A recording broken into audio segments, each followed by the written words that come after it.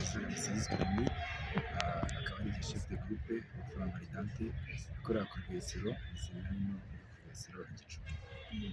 Muri Restaurant urwibutso rwa Nyanza ahari imikino ibiri ari irenga ibihumbi 10. Ese mwasobanukiwe amateka nk'urubyiruko ni izihe ngamba mwafashe ku mateka?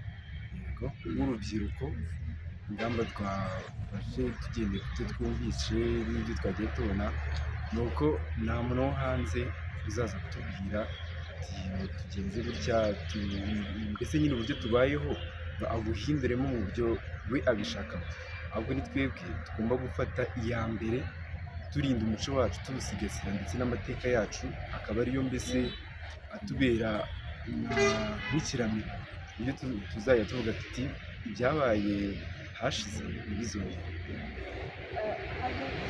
Ubu ngubu turi gusobanura ndetse n'abakeneye kubiba amacakubiri hagati yanyu, ese ntibyo guhangana nabo?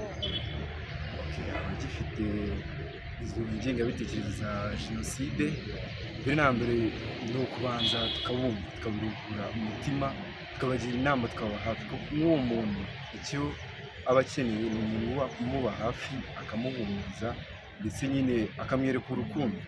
Uwo beretse urukundo gake gake bigenda nawe bigera igihe yumva koko izo ngengabitekerezo za jenoside zimushiramo bityo nawe akaba koko umunyamuntu uhamye.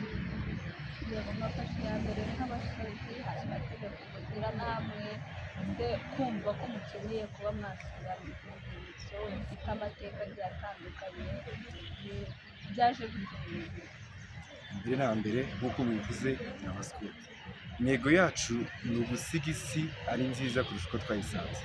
Bityo rero twaricaye turatekereza turibaza tuti ese nk'abanyarwanda nk'abaskuti twabasha dute gusiga isi ari nziza kurusha uko twayisanze twibagiwe ahashize hacu nubwo amateka ari mabi koko gusa dukwiye tukayamenya tukamenya uburyo natwe twavuga tuti ibi byarabaye ariko nitufatize ingamba tukabimenya tugasigasira uwo muco tukavuga ati ntibizongere, ntabwo bizongera kuba. Niyo mpamvu rero nk'abaskuti twatekereje turavuga ati muri iki gihe cy'icyunamo reka dupange igikorwa twibuka abacu bazize jenoside ndetse nyuma yaho tugire n'umwanya wo gutembera ubusitani nk'uko mwagiye mububona bufite ibisobanuro bigiye bitandukanye. Mwiteguye gute kubaka u Rwanda rw'ejo hazaza kuko bavuga ngo urubyiruko ni u Rwanda rw'ejo hazaza?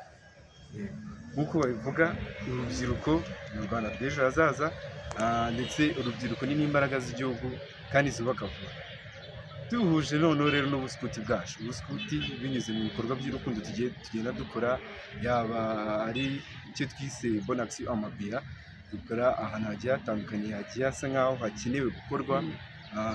Muri ibyo bikorwa uko tugenda tubikora nako tugenda dutuma u Rwanda rwacu rurushaho kuba rwiza ndetse rukarushaho no gutera imbere kuko ahantu yaba hasa neza abantu babayeho neza bizatuma batera imbere, bityo muri rusange twese tugere ku ntego twifuza yo gusiga isi ari nziza kurusha uko twayisanze.